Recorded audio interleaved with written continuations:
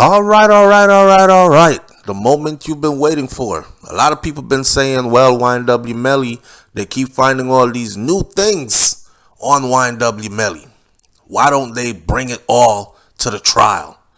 Why don't they incorporate all this new evidence to the trial? Why don't they put all these accusations in the trial and charge him if they got something on him for real? Nah. What they're doing is the state's just trying to murky up the waters so everybody could be distracted. Okay, here we go. Be careful what you ask for. Now, a week into the job, a new prosecutor for YNW Melly's double murder trial wants to bring in evidence that could be key. Be careful what you ask for.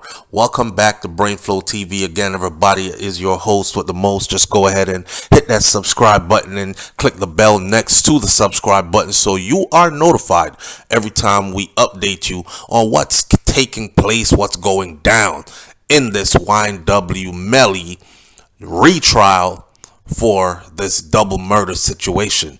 So, According to the Miami Herald, fresh off the press, just printed today, a new job, a week into the job, just 1 week, because they got rid of the other prosecutor that was on this case, right? So there are new prosecutors on this case at the moment, and just 1 week in, they've surely incorporated that.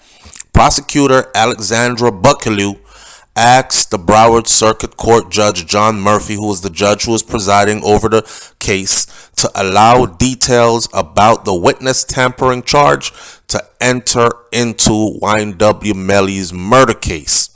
Buckelew took over Melly's case after prosecutor Christian Bradley was ousted. Remember, Christian Bradley was removed from the case. The judge clearly said she did nothing wrong. It wasn't because she was guilty of anything why he removed her. It was just a precautionary measure because YNW Melly's attorneys are accusing lead detective in the case, and subsequently they might call Kristen Bradley to the stand. The judge said if there is any possibility at all that Kristen Bradley could be called to the stand, then she should not be the lead prosecutor in this case. Because how you going to be the lead prosecutor in the case and then the defense is calling you to the stand? So you got to leave from where you're at in the courtroom and go sit on the stand and testify. So he said, nope, we're replacing her. And then they replaced her. The state replaced her with 3 new prosecutors to include Alexandria Buckelew. Now, Alexandra Buckelew comes in like she's on it, and she is not tripping. She is here to win. So Buckelew, who argued that the alleged witness tampering is undeniably admissible evidence of consciousness of guilt, she requested that the judge rule on the motion before a jury is sworn in. Jury selection began on October 18th. It was supposed to begin on the 16th. They had a little hiccup. It delayed it by 2 days. It started on the 18th, and they've been selecting jurors for the retrial or the new trial ever since. If you remember correctly, the first trial ended in a mistrial. Now, the 24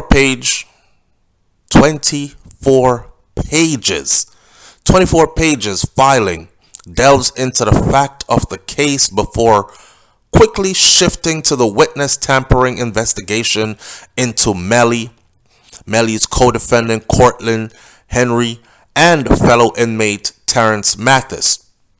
Prosecutors claim that those 3 worked together to keep Mariah Hamilton, who is YNW Melly's ex-girlfriend.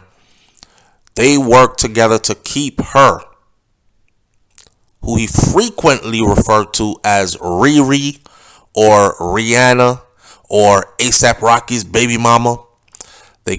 They worked together to keep her from testifying in the first trial. And guess what? they were successful at keeping her away from testifying in the first trial. Now, in the filing, see, all this takes right here is for her to come to court and say, yeah, they were reaching out to me, and they did say, stuff like, oh, if I be more loyal, I could be in a pink BMW by now, or any of those other things that were said that they do have in transcript through these cell phones and text and whatever, right? Okay, but she's already said that she's just going to go to court and plead the fifth, and so is her mama. They not saying nothing. But the court can prove without them admitting that they were hindered from testifying at trial. And if that's the case, then that's tampering with witness. Witness tampering itself in a homicide case, this double murder case, the witness tampering itself carries a life sentence, which I've never heard of before. But if you put things into proper perspective, it is what it is. Now, in the filing, Bookaloo, who is the new prosecutor, stated that even though Melly wasn't directly attempting to influence a witness by himself directly, he wasn't the one that was reaching out. The evidence could establish that he authorized the attempts, according to the filing. So he wasn't the one doing it because he wasn't in a position to do it, but he did give the orders. He used other people to do it. The defendant went to great lengths. The defendant, which is Melly, went to great lengths to have others contact Mariah Hamilton for him. These are some of the accusations in the paperwork. Now, because he was in jail and he had his phone privileges taken away previously by the Broward Sheriff Office for numerous violations behind bars, he utilized fellow gang members to do his dirty work. Right. So a lot of people before, the Melly fans, they were like, come on now, this is getting sick. They're trying to set him up. Everybody knows Melly hasn't had any phone privileges in a long time, and he's been on lockdown. So how the hell would he be reaching out to everybody? Well, the state says they have evidence that he was using other gang members inside of the institution where he was locked in to carry out this work for him. How do they know? Well, listen. The defendant went through great lengths to have other members contact Mariah Hamilton for him. This is what the filing says, because he was in jail and he had his phone privileges taken away previously. Now, in September, listen to this, and this is after his trial ended in a mistrial, right? In September of 2023, BSO detective Danny Polo, remember Danny Polo, the gang expert that came to court? He had the Pooh Shiesty mask on him. Okay, that gang expert, Danny Polo, who testified at Melly's first trial, this is how he ran into info about Melly that, if you ask me, this is going to be another nail in the coffin at retrial. See, this is what I was telling people from before, man. All this retrial stuff or mistrial stuff, how it ended for the first trial, it only made the case tighten up on the side of the prosecution, on the side of the state. The state got to see everything that the defense was working with. The state got to see how their own material worked and didn't work. And now they could go rework it and represent it in a manner that is more profound. And I think that's what's about to happen right now. So in September of 2023, Detective Danny Polo, the gang expert who testified in Melly's first trial, he was actually investigating a dude named James Howard. James Howard is a reputed blood member that was held at the Broward jail on some racketeering charges in an unrelated case. It had nothing to do with Melly. He wasn't in there on no Melly business. He wasn't in there on no YNW business. He wasn't looking up anything about Portland. He wasn't looking up anything that had anything to do with them. He was focused on James Howard. James Howard is notoriously known, right? Now, while he was monitoring Howard's recorded phone calls, Polo heard Howard talking about passing messages to and from Melly. So he caught on to that. And he was like, whoa, hold up. These are, and listen, if you're in any institution, you should already know off top that all your phone calls are monitored. All your phone calls are listened in on. All your phone calls are recorded, right? This is what you call not so smart criminals. So anyways, the detective is saying this is how he first got word about what was going on. And this is when he first heard about them talking about how messages were being passed to and from Melly. This is according to the court records. Now, Polo, the detective, he then uncovered hundreds of phone calls between Howard, the reputed blood dude who was in there on those racketeering charges, who he was actually investigating and monitoring his phone calls. He said, let me go dig a little deeper. And when he dug deeper, he found hundreds of phone calls between Howard and Melly's current girlfriend. Wow. Manager 100K, whose real name is Jameson Francois, and co-defendant Henry, who was out on bond at the time. Hundreds of phone calls.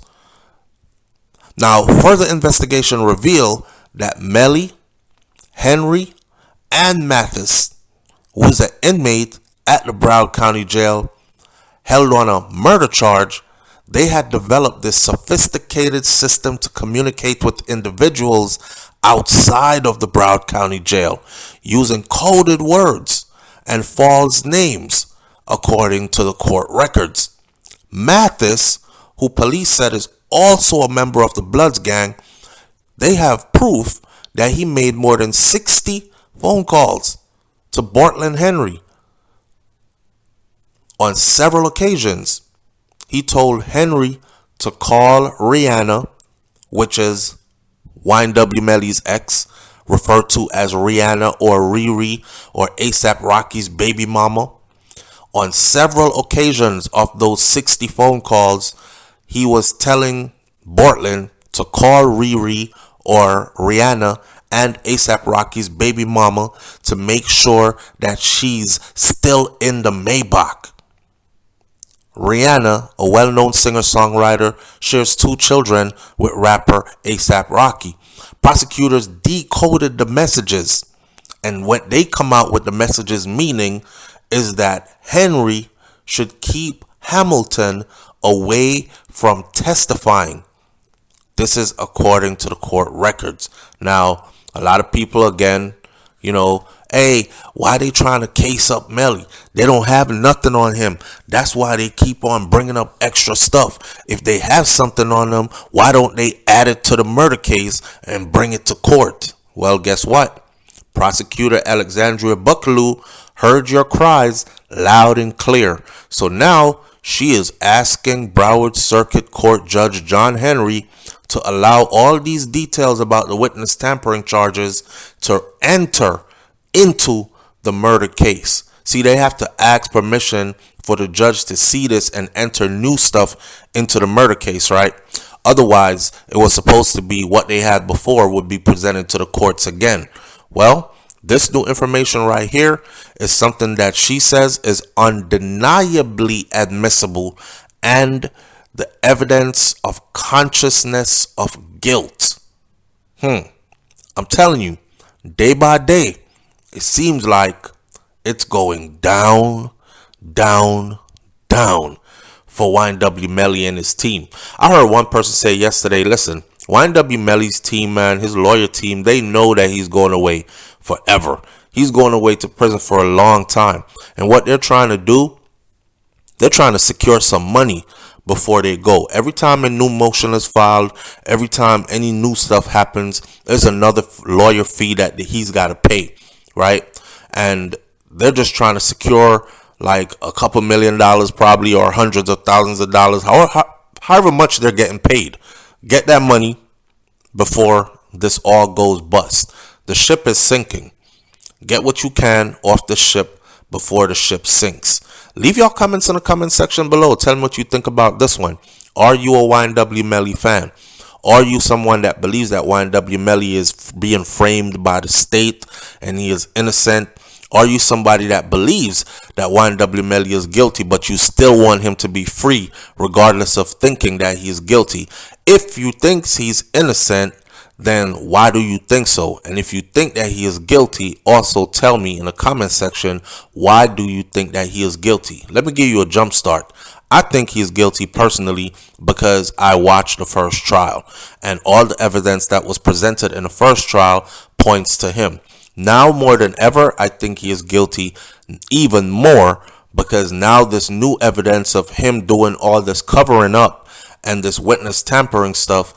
Innocent people don't go trying to eliminate witnesses and to cover stuff up.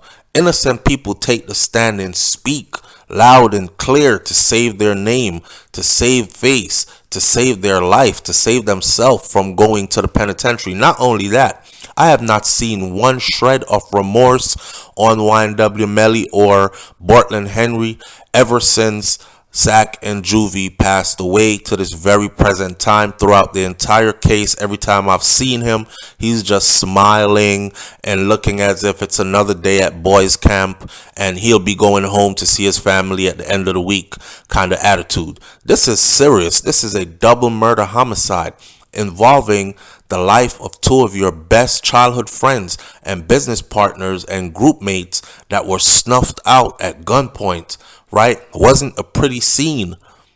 And every time it comes up, there's a big old smile on your face. It's crazy. It's crazy. But let's see where this goes. I'll catch y'all in the next video. It's BrainFLoTv. I'm out. Peace.